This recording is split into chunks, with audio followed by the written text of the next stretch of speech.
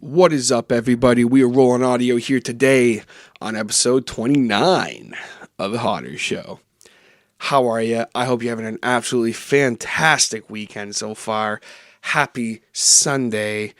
I am actually off this Sunday here because last night was the Battle of the Bands. I'm not going to talk about it too much.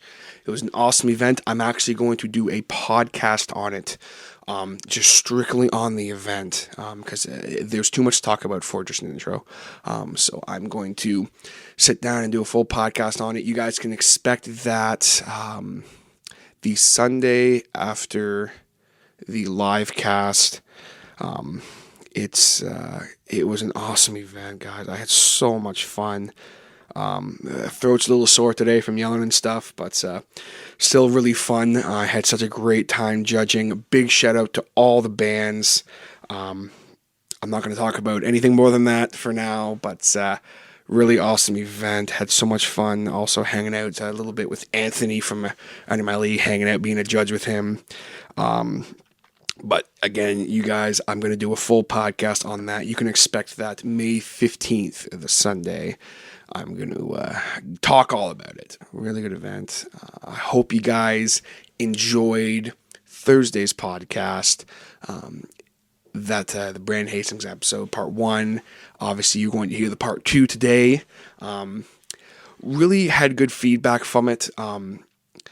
Brandon and I, we're definitely buddies and that, good pals, but it's not like when I was doing my Hangman episodes with Ryan or Brandon, because I've known those guys so well for so long. This one was more of kind of like almost an interview-esque, and a lot of people really dug that. We had some great conversations in that. Today's episode, we get into gigs, we get into some influences and all that kind of stuff. It's a really fun conversation. I'm not going to take up any more time. We're just going to dive right into this here today. Before we do, I just want to give a big shout out to Jaybird Digital Arts, the kind of the first sponsor of the Hotter Show here. They do awesome work. If anyone needs any kind of logos, any kind of digital promotional stuff, album cover designs, t-shirts, anything like that, they do it all, and they do it great at great pricings, and Jason is a phenomenal guy to deal with, so be sure to check them out. You can find them on Facebook, and you can also find them on the web at www.jaybirdigital.com. That's www.jaybird.com. And very quickly, kind of a new site I just actually wanted to give a shout out to. I don't know much about these guys, but they were kind of brought to my attention.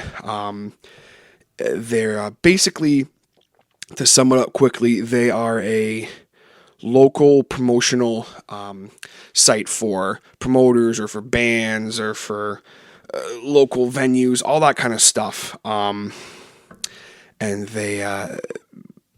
really cool site. They just promote all local bands, local radio, all that kind of stuff. And this site is called Musicfly. You can find them on the web at Musicfly. That's musicfly.ca. Really awesome site. Be sure to go check them out. You can also find them on Facebook, YouTube, Twitter. Really awesome. You can advertise on there. Really cool stuff, guys. Definitely like to see more of this kind of stuff happening, promotional of local bands and that. I'm always all about that. I'm all about helping out the local scene, as I'm so passionate about it. So be sure to check those guys out. That is musicfly.ca. So without further ado, we're going to kick into this podcast here, this part 2 with Brandon. Hope you guys enjoy it. Let's get into it.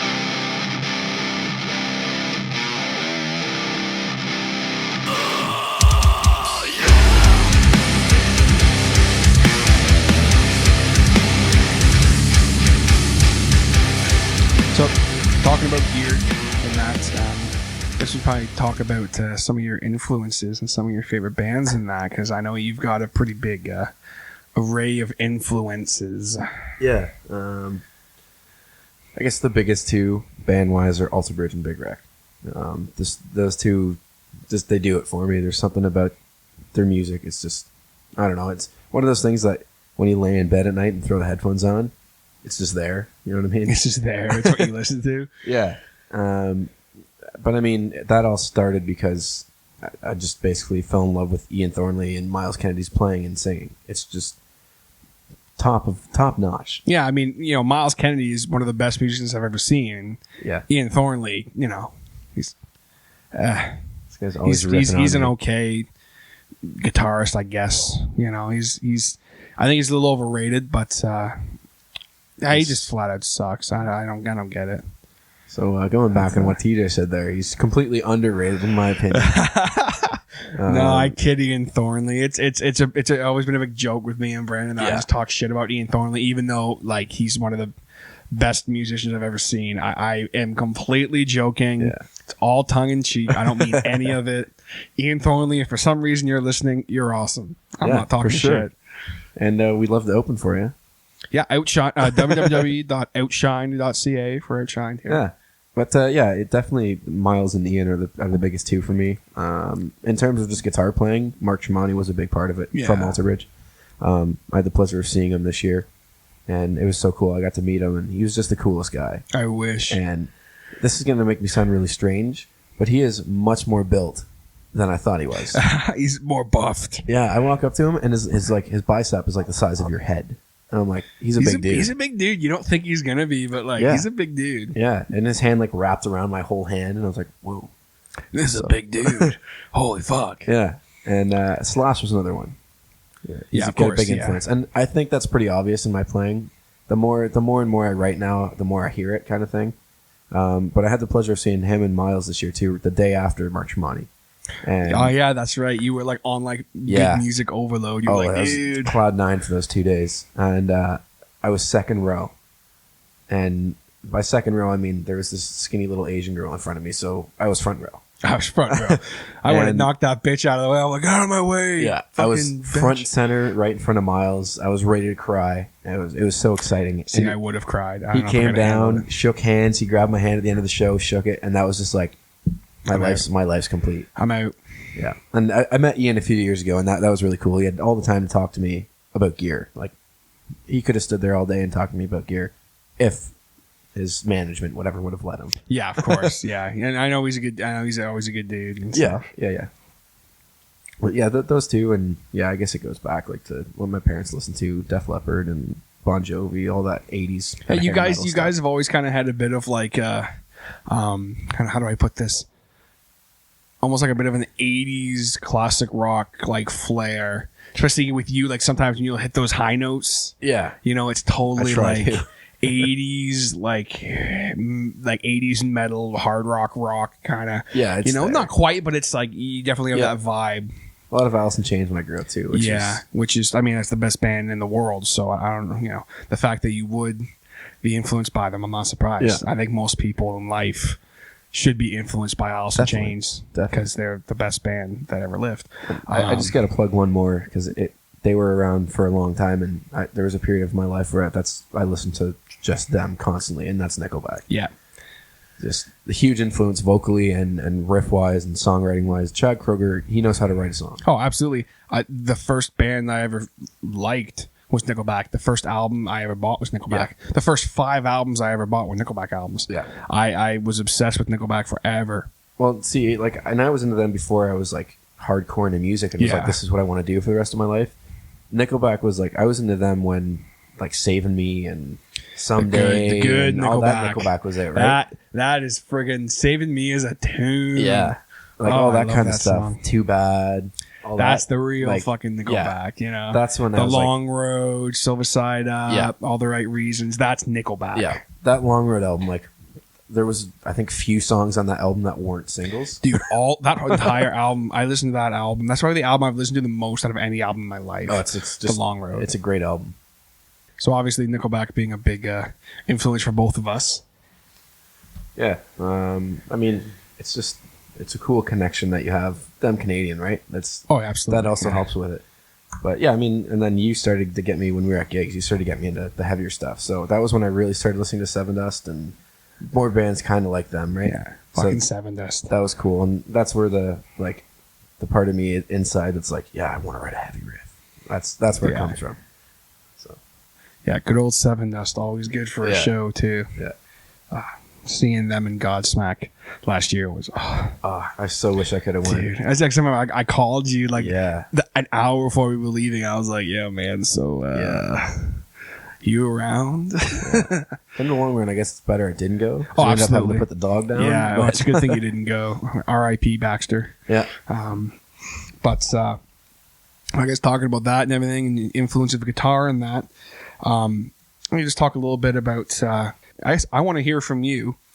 Some of the, obviously being a band, I guess technically from Bowmanville, you still consider yourself from Bowmanville, Yeah. right? Like I know you're in Oshawa now, but Our roots are in Bowmanville. our roots, we grew up, our roots are in Bowmanville, brother. You talk about some of the bands you've shared stages with and Yeah, for sure. First one right off the top of my head, because we've done a few shows with them, and they're really great guys. They're called Straight to the Hips. And we did a show with them in Oshawa, and they were super understanding. I got stuck in traffic for 3 hours. oh no. So we had to switch the set around, and they were really understanding. So right from that point on, we're like, "Okay, these are cool guys." Like most bands would be like, this is bullshit.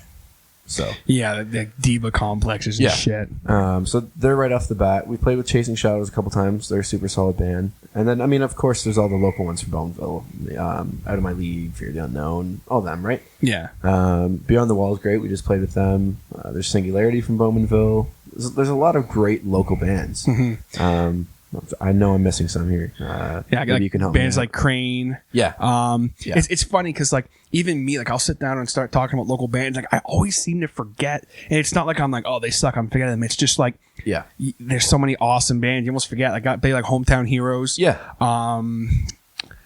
Oh, good Lord, we're forgetting people, but We Are X. Yeah. Those guys are really great. I saw a Yeah. video just recently of them doing The Darkness, I believe, in a thing called Yeah, Love. yeah, yeah. And it was killer. Yeah, those guys killed it. Yeah. Bands like Circle of Circles. Yeah. It's a good buddy of mine, Austin. He's in Sound City. I think that's what they're called, from Oshawa. Oh yeah, okay. Austin Nolan. I got to plug Eleanor Shore. Yeah, of course. So, Yeah, Sean's still a brother, so Yeah. They actually just, as we record this, they just released their EP actually a few days ago. I think it's called Basement. Basement, yeah. So definitely be sure to check that out, guys. You can find them. Check out all these bands out. Like I always try to plug local bands. It's something I strongly believe in. Yeah. A lot of local bands, I'm sure, will be on the podcast eventually. Yeah. Hope as long as some of them get back to me at some point. The big one for me, just because I've been around them for years and supported them. I went to tons of shows. They've come to tons of our shows. Is Beyond the Sun. Yeah. They're literally like a second family to me. So I got to plug them.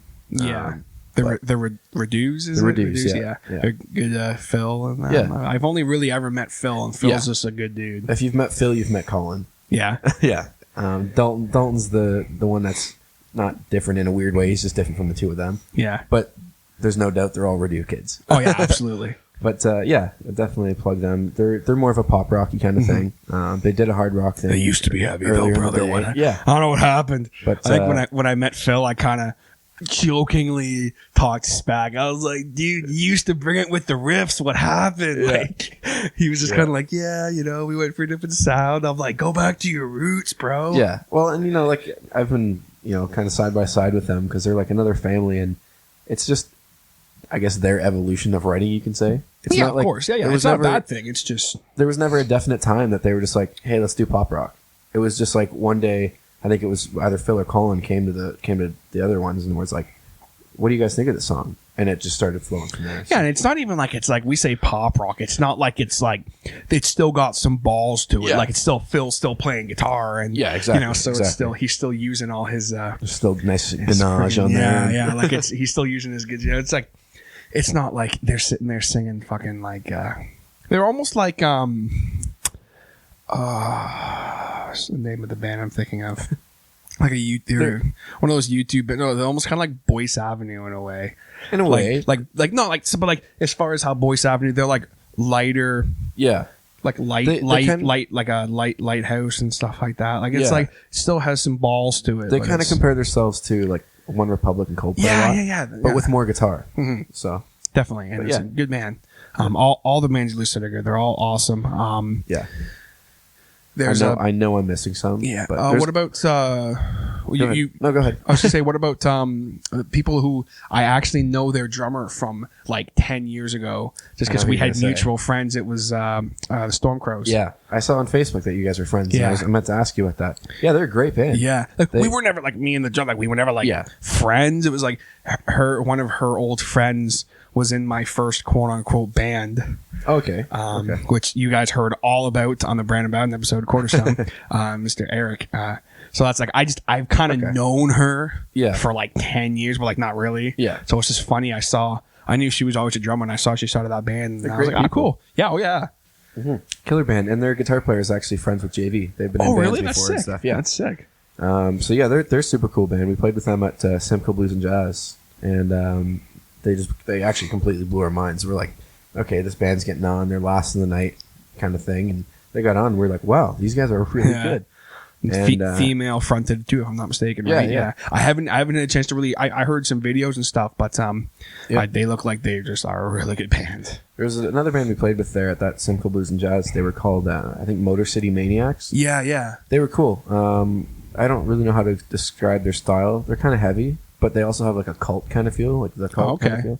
That guy's voice is like Ian Astbury to a T. That's sick. So, That's sick. I if- haven't heard them, and I'll check them out. They actually covered a cult song. Really? I think it was She Sells Sanctuary, and it was bang on. That guy's voice was just Sanctuary. very tuned there. And that's some hard shit to cover too. Yeah, So the for fact sure. that they did it. I mean, you guys do some good covers, Nice. but it's That said about all those great bands. Yeah. There's been a few. I'm not going to name names that we've played with. There's been a few horror stories. talking dirt here on the Hotter Show. Yeah. The most recent one, and this is going to be the first time you've ever heard this one, so no. this should be entertaining. Oh, no. Just recently, a couple weeks ago, we played the Atria in Oshawa. Actually, I guess it was a couple months ago at this point. And we were told to play for an hour. So we go on at about 10 after 1 in the morning, like, late at night. Yeah, of course. Yeah. So we go on, we do our hour set, and we're about 5 songs from the end. And this band that's supposed to play after us, keep in mind they're a hardcore metal band. We're not. They wear masks. They do everything. So yeah. Their drummer's standing in the crowd with his arms crossed. He keeps pacing back and forth. So I'm introducing, I think Not Ready Yet, our song, and I hear from the crowd, "There's still another band yet, guys."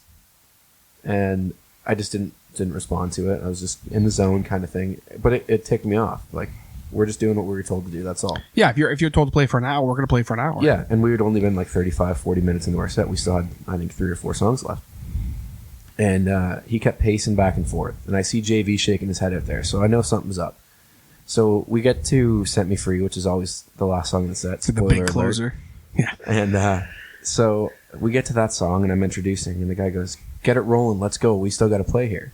So this guy's just being like the biggest dick. Just unprofessional too. Like if Yeah. there's a misunderstanding or something like that, that's not how you handle it. Yeah, and I also have to add, before any of us played, I asked how long they were playing for, and his exact answer was 33 minutes. So we go into Set Me Free. I'm already ticked at this guy. Like I'm really ticked off, which I don't usually get like yeah, that. no, it takes a lot to tick you off. I don't think I've only It's maybe just- seen you ticked off once. Yeah, and it's just something for me. Like, I'm playing my music, I'm doing my thing. I'm not rude to you. Never was. So don't be disrespectful towards me and rushing me off the stage. So I forget the first verse of Set Me Free because this guy threw me off. So that just pushed over the edge. And we hit that first chorus of Set Me Free, and my dad, I see him laughing. I've never sung like that in my life. I was screaming at the top of my lungs to hit that chorus. So we finish the song, and we start packing up. And this guy walks back to the drum riser, where Dylan is. He goes, "All right, all this shit's got to get off right now.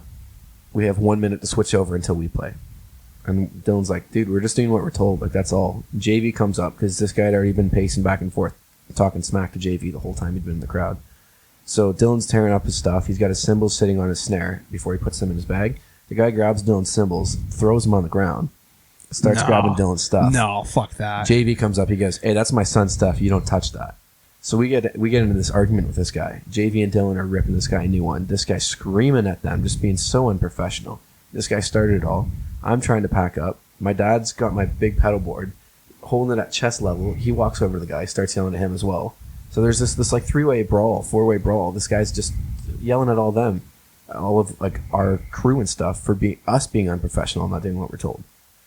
And I'm like, dude, you're the one that's being really unprofessional right now. Yeah, like grabbing someone's shit and throwing it on the ground. Like, unless they're being complete assholes to you, you don't do that. Yeah, and I have to add too, this guy's like probably 30s, 40s, and he's grabbing 18-year-old stuff and throwing it on the ground. So, we get off the stage, didn't even bother to stay for their set. Like, it was just, I wouldn't didn't either. even bother. So we went to the organizer of the show and said, like, that's unacceptable. And he goes, if I would have known that would have happened, I never would have had them here. He was very apologetic. And he said they're never welcome back, but he goes, you guys are welcome anytime you want. So it's just stupid stuff like that gets really annoying. Yeah, I mean, that pisses me off because, I mean, like, if I was there, I would have been pissed. Well, I would have fucking been, I was like, yo, man, fuck you, bitch. I was just like, we were all ready to drop this guy, quite frankly. That's like, if there's a misunderstanding or something, or if they were like told by the promoter or someone like, oh yeah, they're going to play for 30 minutes, I would understand maybe why he'd be ticked off, but that's not how you handle it. Especially if you're like, and say, hey, what's going on? Dude, and then the promoter comes to you guys and say, hey boys, there's been a misunderstanding. Or if I was him, I'm going to go on you guys and said, hey boys, like I would have been like, try and rush it. Yeah. Which is like, fine. hey man, like, I'm so sorry, but like there's been a misunderstanding. Do you think you guys could maybe just play a couple more songs just so my band can go on and play? Like you know, what do you think? And it, I mean, some bands might have been like, oh, fuck you, peasant. But it's, I'm sure you guys being the way you are, you would have been like, fuck, like, but I'm sure you wouldn't have been like, no, fuck you piece of shit. Yeah. You know who the fuck you're talking to? Exactly. I am Brandon Hastings. No, it's not going to happen. But, here's the kicker of the whole story. So we were scheduled to play an hour. We went on at 10 after 1 and finished at 10 after 2. Exactly. Because I looked at the clock. Actually, I think it was 2:11. We went 1 minute over. Uh-oh. Yeah. This guy comes up. The Atria, last time we played there, they said, no, I'm sorry. I messed those times up. We started at 12:10 and finished at 1:10. 1:11, whatever. So they had, the Atria is last call at 2. So they had 45, almost 55 minutes, between 45 and 55 minutes, to get their stuff up there and play a 33-minute set. And he was complaining about how slow we were and how much time we took up. Wow. So, I don't know. It's just like, it's probably not that big of a deal, but it really upset all of us. No, that's not cool. Especially, it maybe wouldn't piss me off as much if it was a younger band. Yeah. But if these guys, if they were older, we're not going to name names and we're not going to drop anyone's names. That's not what we're doing, but it's just, that to me, like, that's just like, really, man? Come on, dude. Like, really? Come on, that's not cool. Yeah, it's just, I don't know. It was very unprofessional, that's for sure.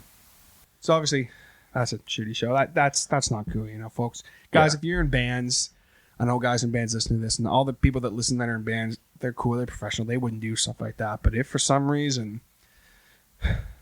you ever have a situation like that, you do not handle it like that ever. No.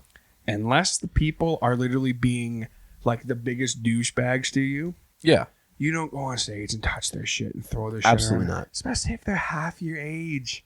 That's ridiculous. And no matter how old they are, if they're half your age and you think mom and dad bought all their gear, that doesn't mean anything. Yeah. Just because we're half their age, we've paid for all of our own gear. Yeah. Like, there's a few things that our parents have got us, and they've been gifts. They've been Christmas gifts. It's not just like, oh, you need that? Fine, we'll buy it for you kind of deal. So yeah. But one more horror story here. It's not like about a band or anything. We were competing in a competition up at the Mod Club a couple years ago, and my guitars were coming with my the Hasting side of my family, so my dad and my aunt and my grandma and grandpa. So they're in the trunk of their car, and they're on their way, and it was about, I don't know, 15 minutes till I was to go on stage. I get a call from my dad. Hey, we just got in an accident on the QEW or something like that, whatever that highway is, right? The main one in Toronto. And I was like, no way. And he's like, yeah. And I probably, now that I think back on it, my first reaction was kind of a joke. My first reaction was, "Are my guitars okay?" I probably would have asked the same thing. I mean, my guitar's okay. Right? Because he said we got in an accident. So I'm thinking they got rear-ended. Oh, my guitars are in the trunk. They're going to be fried.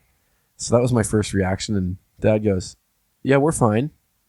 And I was like, "Oh, yeah, okay, man. that's good." I would have been pissed though if I was your dad. I was like, "You little fucker." And Dad's like, "Yeah, your guitars are fine." He goes, "But I don't think we're going to make it there in time."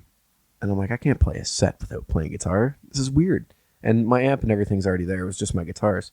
So I'm so stressed out. Sean needs both of his because he had his Floyd Rose on one. That's right. And the other one was the floating PRS. So we couldn't like tune it up. And whatnot. And at this point, Sean was still in the band. He was still playing guitar. Just guys, if you don't follow that. Yeah. So the band that played right before us, really cool band actually. If you guys want to check them out, they're called Stained Glass Army. Actually, no, they just changed their name to Excuses. That's cool. But they're a cool band, and basically they overheard what was going on, and their lead singer came up and said, "Hey man, I have 2 guitars that you can use if you need them." He goes, "They might not be your kind of deal, your thing, but you're welcome to use them." So basically they saved the day, and I'm like, sweet, these guys are good guys. Sick. That's the brotherhood of fucking music. That's sick. So he pulls his guitars up on stage for me. He goes, "What do you need them tuned to?" That kind of thing. So while I'm setting up everything, he's plugging into my tuner, tuning them for me. That's so sick. This guy is like, I'm like, oh, these guys are sweet. And they actually ended up winning the competition. But ended up I didn't have to use these guitars. Last minute, JV comes flying in from the back. I see him coming through the crowd and everything. And he just throws them on stage to me. And they made it there just in time. And Dad and the Hastings family walk in a couple minutes late because they had to park and everything.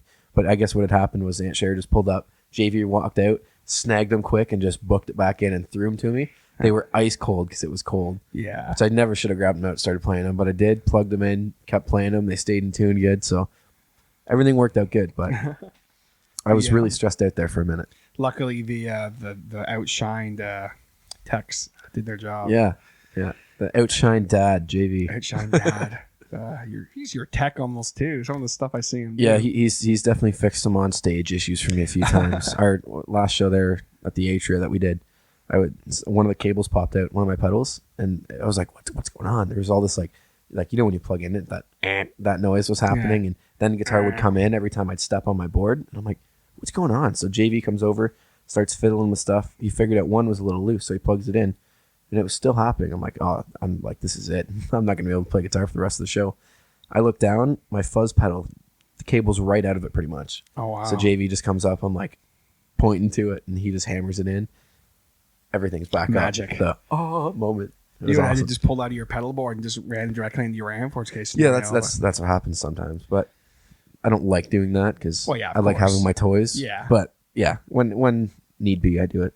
So I guess something that's has kind of been not the elephant in the room, but like something that people probably might be surprised we haven't really talked about that much yet is gigs.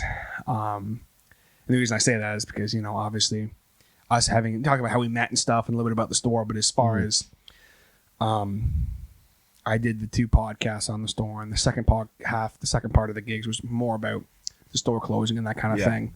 You were a big part of gigs music for the last year and a half. About a year. During the height of me working full time and being the manager, you were the part-time guy. Yeah. So obviously in that second half of the podcast there for the gigs music one, I talked about a bunch of stuff, but some stuff I didn't really touch on. I guess I did kind of touch on it. Obviously, I talked about all that stuff already, but discussing it with you, obviously, it might be some different perspectives. So I figured it might be something that kind of we should address. Yeah, for sure. Obviously, that summer of 2015 there, I was thinking it was July, or was it June, that Rob said to me, he's like, hey, we might need to lay Brandon off for the summer, just like for a month or two, just because it was dead. Yeah. And well, I mean, I think both of us kind of knew it was coming. Yeah. In a way. Like, I mean, for a few months before, you said there might be a time where you're going to be off for a little bit kind of thing. So it wasn't a big surprise when you called and said, hey, man, don't come in today. We're going to have to lay off till September kind of thing. So I was like, okay, that's fine. You know, I think it was like late June, July.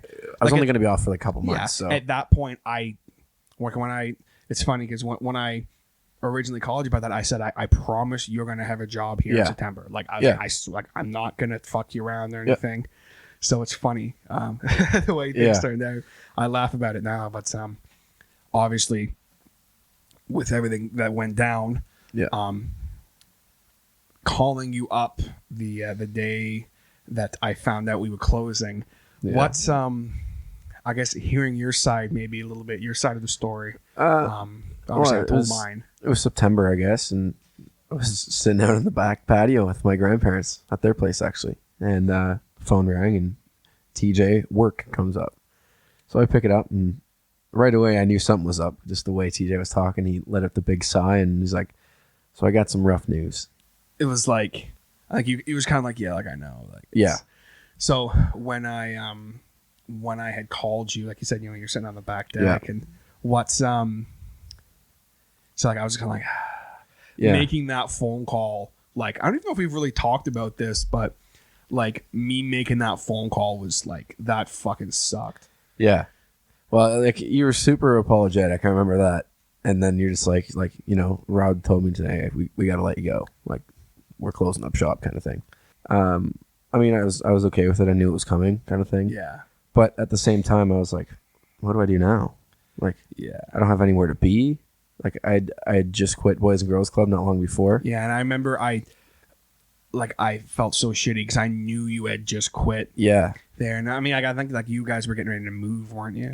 That time. So I think you were kind of like, well, I was probably gonna have to anyway. Yeah, and I think at that point too, like I think if like everything hadn't have happened with the move and all that, I think I would have been more upset about the losing my job kind of thing. Yeah. But I was just kind of at the point like anything bad again, just bring it on. I'm ready for it kind of deal. So obviously it was upsetting, but like for Rob, that was, I can only imagine what he friggin' went through. Because exactly. I remember him saying to me, like, he's just like, I don't want to let anybody down or anything. And he's like, I'm letting you down, and like blah blah blah, some emotional shit. I remember you said to me that you've never seen Rob like that. Yeah. So, but yeah, I mean, we knew it was coming, and I remember you saying, Rob asked if you'd give us a hand, kind of thing. So there was no way I was going to say no. It's just, but I mean, I wasn't going to say no to that. So I think that as the time went by, that last week for both of us was pretty hectic. You more than anyone. Yeah. Well, it was funny because that,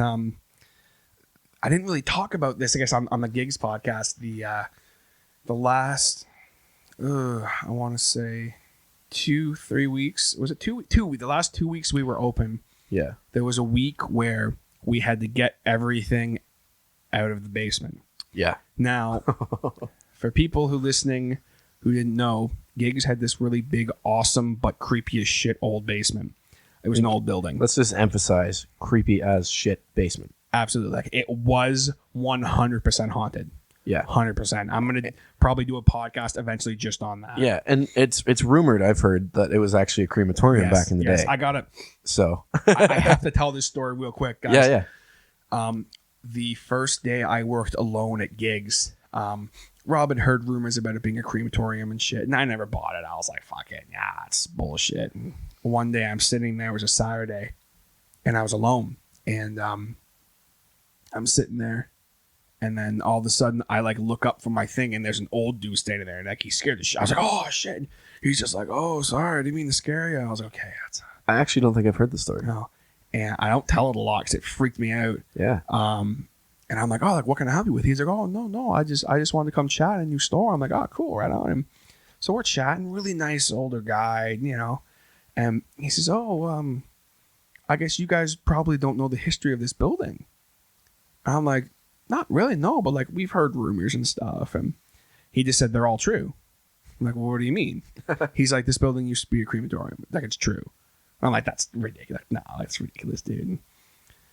And he just kind of was like, oh, yeah, believe what you want to believe. And kind of, we talked a little bit more about some stuff, but he was right after the whole crematorium, then he got really creepy and just kind of talking slowly, and he had this weird look in his eyes, and he's just like, he's kind of like, well, I guess I better get back. It's late. And I'm like, it's like fucking like 2 p.m, but all right, whatever.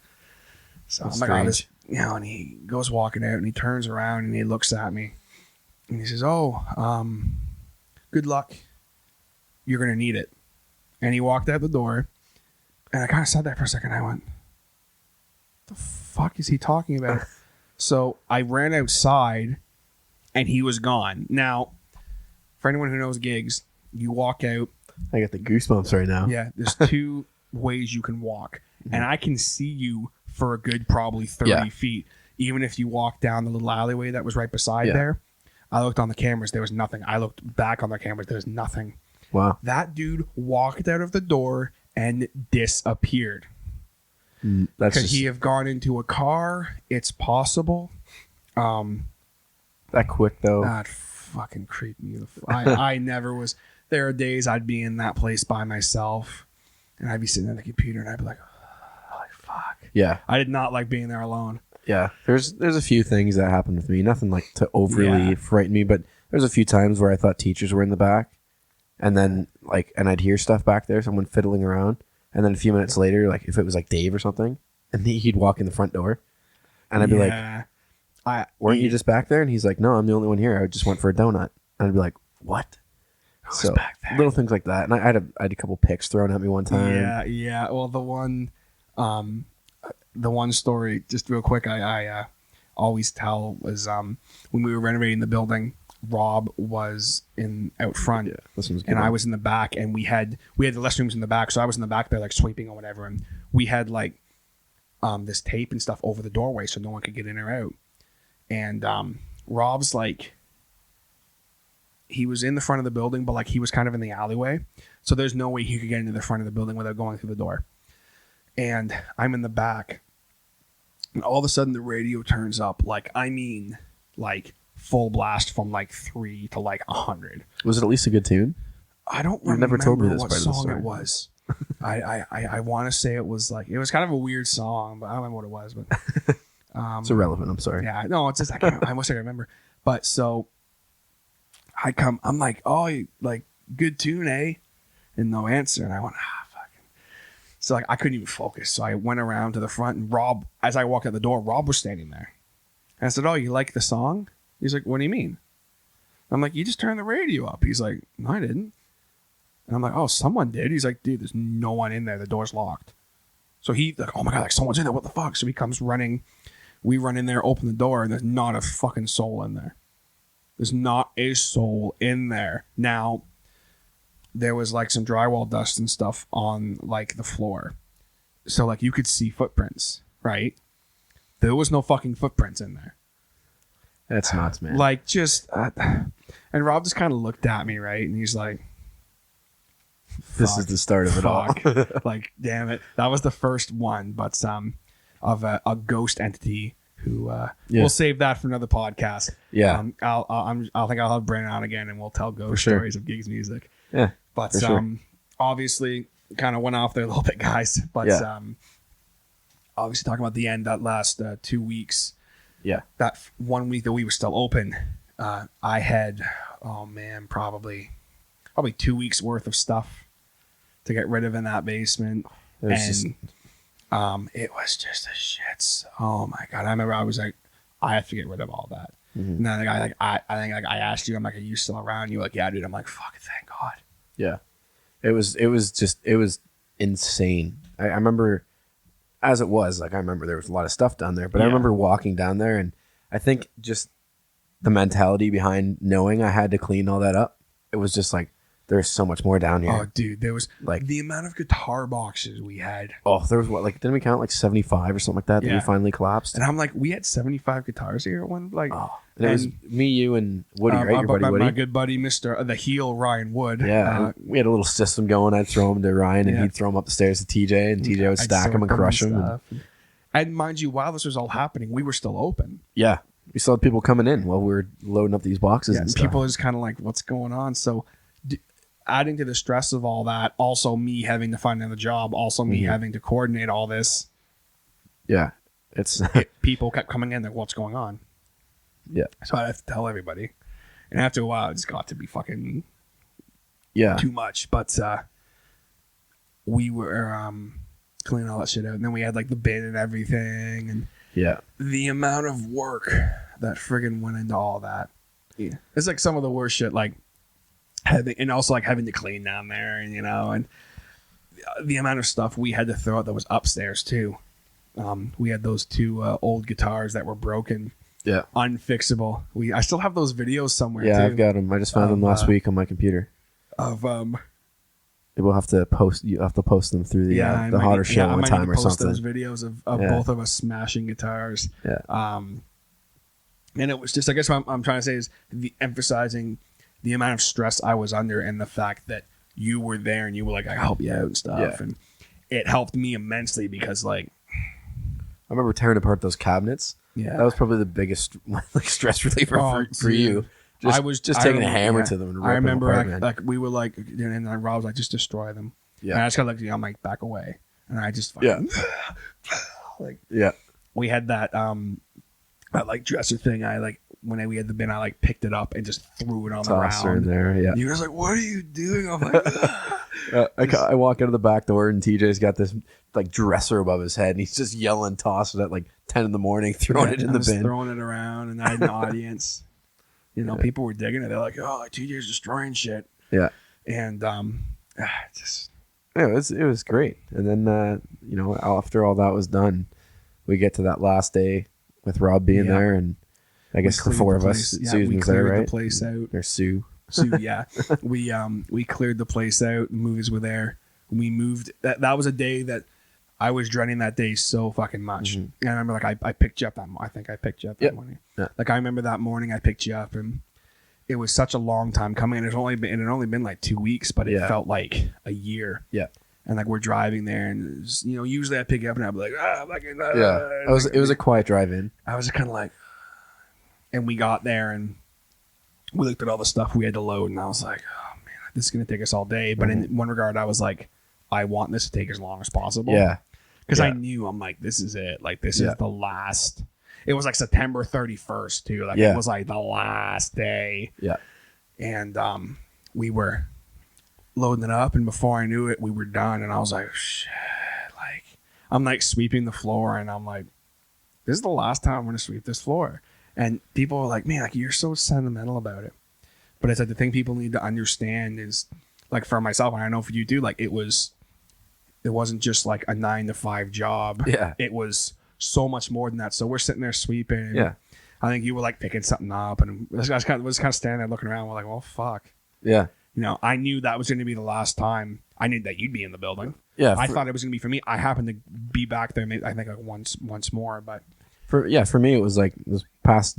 That was genuinely, I think, one of my the favorite years of my life that I remember, because so much happened. Not even just like within the shop, but so much other stuff, like outside of that, within the band and whatnot. And that still had to do with music. Yeah. So the shop became kind of sentimental to me in a way, in that sense, because it was like the ending of that year, that ending of that era kind of thing, right? Yeah. And I know for you that the past 3 years or whatever, the past right? 3 years of my life, especially the 2 years or so that I was their full-time manager, like, that was literally, people are like, it wasn't that long. And I'm like, you got to understand something.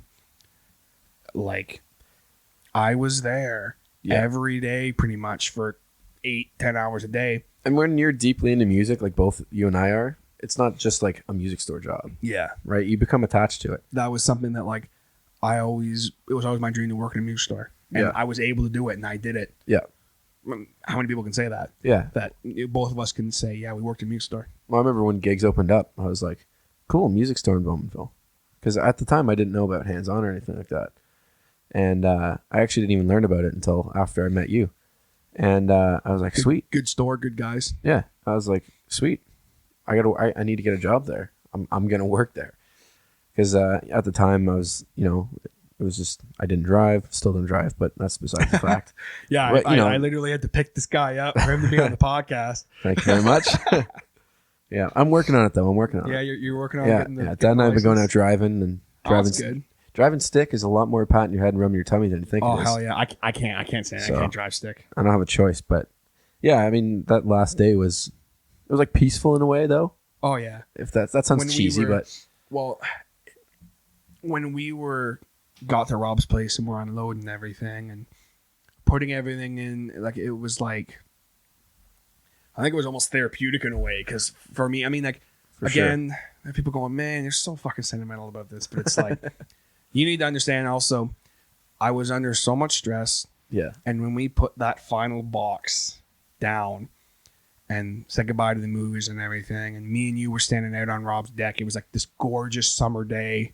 yeah. Well, late summer. Couldn't have had a better We're day to do it. standing on his deck and looking out at the water and stuff. Rob has a really nice property he lives on, and just fucking, I'm standing there just going, fuck, like, what a day. But at the same time, I'm like, fuck, like, it all kind of hit me at once, and I was like, shit. I had like tears rolling down my face. I don't know if you'd noticed, but I was kind of like, fuck. I know. I could tell you were fighting back. Yeah. I was like, fuck, like this is. And then we had this like awesome 2-3 hour hangout with Rob and Sue. Rob made us burgers and shit. And I'd met Rob a few times before that, of course, but that was when I was like, Rob's a cool dude. yeah, Rob is the shit, man. Nothing but wonderful things to say about Rob. Absolutely. And then, you know, we went home. I can't remember if did I drive you home? I don't remember. I think I drove you to Newcastle. Yeah, we met that in Newcastle. So yeah. I kind of knew, I'm like, I'm not going to see Brandon for a while. And on a totally lame sentimental value, I was like, oh, like I like got to know this guy like so well, so quick. So he's like my part timer, you know. And he's like, all right, man. Well, see you later. All right. Yeah. It's just like I was like, oh, okay. Well, part of me was like, man, I'm never going to see TJ again. This kind of sucks. And Yeah, then part I of was me the was same way. like, no, we got to make an effort to see each Yeah, other. like I'm and then gonna I'm see him like, like every day. Like, and then it got to like, oh, well, he's a fan of the band. We'll probably see him out at shows, that kind of Yeah. thing. And so, still Snapchat. Yeah. Snapchat's how we talk. yeah. But it's just one of those things like one thing that people say to me is like, oh, like, do you still keep in touch with people from the store? And I'm like, why wouldn't I? I mean, unfortunately, I haven't seen any of the teachers or talked to them since. Yeah. I do want to talk to them all. At some Yeah. point. And that's a cool thing is that like we built bonds with a lot of the people. Yeah. Like even me just being a part-timer, a lot of the teachers, like Dave especially, because he was able to, you know, he had a couple blocks where he was able to have a conversation about guitar with me. Yeah. Dave, I mean, they were all great people, no doubt. But Dave was like, he's a cool dude. He knows his stuff. He's been around the block. So Yeah. Oh yeah, I miss Dave because it's like every time Dave would call, we'd talk for like half an hour. I'm like, Dave, I gotta go. Like, yeah, just about gear too. yeah. Oh like, yeah. Oh yeah. It was good shit, and that's something that, you know, I said in the Gigs podcast, you know, episode 2 and 3. If you guys want to go back and listen, if you haven't heard it, it's something I'm probably always going to miss. And you were a big part of that. So thank you for everything you did, and thank you for the support and shit at the end, and thank you for not being a douche and being like, I'm not going to talk to TJ again because he's a fucking loser now. Well, thank you for hiring me on to give me that co-op and letting me not fail high school. Yeah, oh, absolutely. And I got your back. being a not dick boss and a good mentor and everything. Yeah, mentor. I like, oh, okay. Yeah. Well, I mean, we all know eventually I'm going to end up being your guitar tech on the road. So I wouldn't argue that. So I mean, you know, you'll be yelling at me to get you a Diet Pepsi or something. I'll be like, but they don't have any Diet Pepsi in the venue. You better go fucking find one. Then. You better walk down the street and find me a Pepsi or a Coke. And I'm like, or a Pepsi, whatever. No, like I was your boss at one point. You're like, I don't care. I'm your boss now. I'm your boss now, bitch. So kind of a heavy subject. We're just getting ready to wrap this up here, guys. Brandon, thank you so much again for being on. Thank you for having me on. It's been fun. Definitely has been. Kind of the last thing I kind of want to talk about real quick is just a mutual love we have. You know, it's something that we're both very passionate about, something that drives us, something that I think, you know, if we're having a rough day, it gets us through. Yeah. And that's fast food. Absolutely. 100%. I mean, fuck. I don't even talk about fast food. People are like, what the hell are you talking about? Fast food. Okay. There is nothing like when you've had a long day. Yeah. I Going where you're through going. the drive-through at McDonald's, getting yourself a nice quarter pounder with cheese, ketchup only for you. Only the best. And that's good stuff. The amount of Subway runs, Subway. Pita Pit. Pita Pit. Pita Pit. Oh, pizza. For me, it's Taco Bell. Taco Bell takes the cake for me. Taco Bell. So you're saying Taco Bell is your favorite fast food? I think for me it takes the cake. Yeah, because Taco Bell is. It's right. I don't know. It's the place. See, I can't eat Taco Bell. No, this doesn't. It doesn't agree with my stomach, but it's worth it. It's worth it. You're sitting there after you're eating, you're just like, oh, but it was so good. Well, most fast food places are like that, but Taco Bell is more severe. Taco Bell is the severe version of that. Okay, folks, the severe version. Yeah, but I mean, it's funny. Even I was thinking about stuff we could talk about, and people say, "You're talking about fast food? What the fuck?" But it's like, you need to understand something. If you were at Gigs Music, especially near the end, like one of the last days we had, it was me, you, Rob, and Sue were there. Yeah, and Rob went to go get us McDonald's. You know that? Yeah, and just it's comfort food. Yeah. We've got double quarter pounders with cheese. And, and just well, I mean, and like the thing is too is like. You and I rarely, well, more me than you, but we rarely brought lunches. Oh, absolutely. I never brought lunch. So it was like pizza, and then the next day, like leftover from that pizza, or we'd get Pita Pit or Subway, whatever was close, really, or whatever would deliver. I'd always, especially with my co-ops, my poor co-ops, I'm like, all right, boys, I'm hungry. Go give me a sandwich from Norm's. Yeah. Or something, you know. See, part of me when I was all the time, but part of me being a co-op was like, man, I'm going to lose weight, man, walking all this distance to get food all the time. But then, I would get food, and I'm like, well, I'm just gaining back what I already just walked off. Yeah, well, that's the best part is I'd like walk to the bank or something. And I'd be like, oh, I'm going to lose all this weight. And then on the way back, I'd be like, oh, it's hit up coffee and cakes. Friggin' coffee. Give a shout out to Coffee and Cakes. Sam at Coffee and Cakes. You know, she doesn't work there anymore. No, but she was the one when we were there. Not my Sam, another Sam. No. But she is also a ginger, so it's kind of funny how it works out.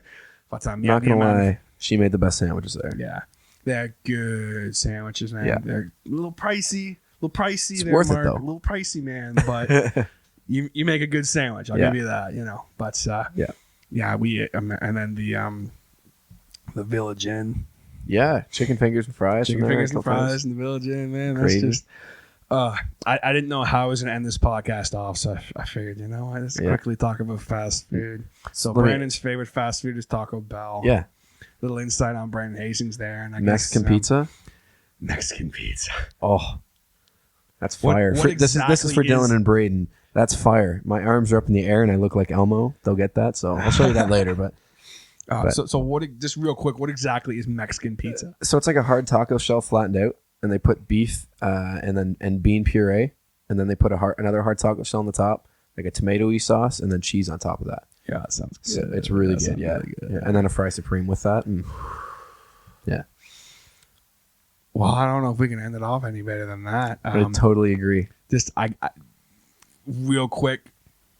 The only other thing I have left to ask you is if you had to pick one show you guys have done, that you think was your all-time favorite show, what would it be? Oh, that's a hard one. Mod Club's definitely right up there. Yeah, that was just a cool venue to play. But I'm gonna go with probably the venue in Peterborough the first year we did it because I set up that whole show and did all the arranging for that. So for me, that's probably it. It was just so rewarding to be able to go up and play after all the work I put into it with all the bands and stuff. So probably the venue in Peterborough, which we will be up in Peterborough again on May 13th. May 13th, at Sin City. So as part of that same event, it's still going. So. Right on. Yeah. All right. Well, with that, guys, we're going to sign off here. Brandon, thank you so much again for being on. Thank you for the support and everything. And thank you for letting me use both Why and Feel All Right as intro songs. Anytime, man. We got to get you one written. It's all yours. Yeah, you gotta get on that and make me tell the guys. We got to sit down and write TJ an intro song. Absolutely. So. All right, so that was part 2 of my conversation with Brandon. I hope you guys enjoyed it. I had a lot of fun doing those podcasts with him, just kind of hanging out with him again. I hadn't seen him in quite a few months. Last time I saw him was when the shop closed. So, well, actually, no, sorry, that's not true. I did see him at a show, but it felt like it'd been a while. So really great stories. The story of him, myself, Rob, and Sue hanging out on Rob's deck on the last official day of us being employed by Gigs Music was a really fun story. Brought back some good memories. Brandon is an awesome guy, awesome musician. Be sure to check Outshined out. You can find them on Facebook and Twitter. Just plug-in Outshined. I will definitely tag them in this post on Facebook as well. You can also find them on the web at www.outshined.ca. Awesome band. Definitely looking forward to their recordings and that he discussed that they're going to be doing with the Redues. Very awesome stuff. Thank you so much for tuning in and hitting that play button. I appreciate it so much. I appreciate you guys. You guys have been making this so awesome for me. The continued support on Facebook, Twitter, all the social medias, whatever medium you listen to this on, I appreciate it so much.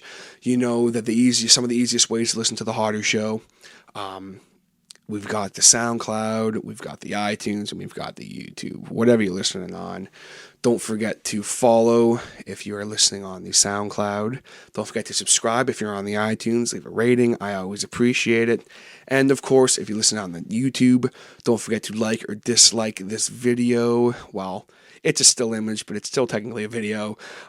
Be sure to leave a like or dislike on it and subscribe to The Harder Show to keep up with what's going on. And that's going to be it for us here, guys. Next time I talk to you, it's going to be the live cast. I'm looking forward to that so much. Don't forget to check out that event on Facebook. I'll be putting the link up as soon as we go live. That is going to be on Thursday, May 12th at 7 p.m. Don't forget about it. Hopefully you guys can come out. I'm so excited to get to kind of hang out with you guys and talk. We're going to be doing the audio thing and the video thing. I'm going to just be hanging out. We're going to talk. I'm planning to go for an hour, but I will go longer if we're having a good time. I've already got some questions that I'm kind of going to answer that some people have asked over the course of the last couple of months or so that I've been doing the podcast. I'm going to talk about some stuff that's happened in the Harder Show, some stuff for the future, all that kind of fun stuff. I'm going to be at the Your Average News Studios with my good buddy, Mr. Brandon Bowden, who's going to be kind of producing the episode for me. I'll be borrowing his rig, so it's going to be a lot of fun. I'm really looking forward to it. Be sure to send me questions if there's anything you want me to discuss. I'll answer anything on the podcast, no matter what it is. You can either send it to me on Facebook, Twitter, Instagram. You can always email me at thehardershow, all one word, at gmail.com. We're looking forward to it, guys. I'm so pumped about it. Don't forget to check out Jaybird Digital Arts on Facebook and on the web at www.jaybird. That's just Jaybird. digitalarts.com. Awesome stuff. I'm so thankful for everything that Jason's done for us so far. Just all really out of the kindness of his heart. Great guy. Does great work. Really great pricing. I would never steer you guys wrong. Anything that I talk about on the podcast that is somewhat sponsor related, it's always going to be stuff either I use personally or that I think you guys should check out. And Jaybird Digital Arts is definitely something you guys should check out if you need anything logo related, digital arts, t-shirts, anything like that. Awesome stuff. Be sure to check them out. And one last shout out I want to give to musicfly.ca. Very awesome site for promoting local bands, local artists, local venues, all sorts of stuff. It's really amazing. You go on there and check out the calendar of all the local shows coming up and that. Really awesome stuff. The gentleman who runs it, whose name is escaping me at the moment, he's trying to really build across Ontario right now. So definitely check them out if you're a local band and you want to maybe promote some shows or stuff through Musicfly. Definitely contact them. You can find them on the web. You can find them on Facebook, Twitter, YouTube.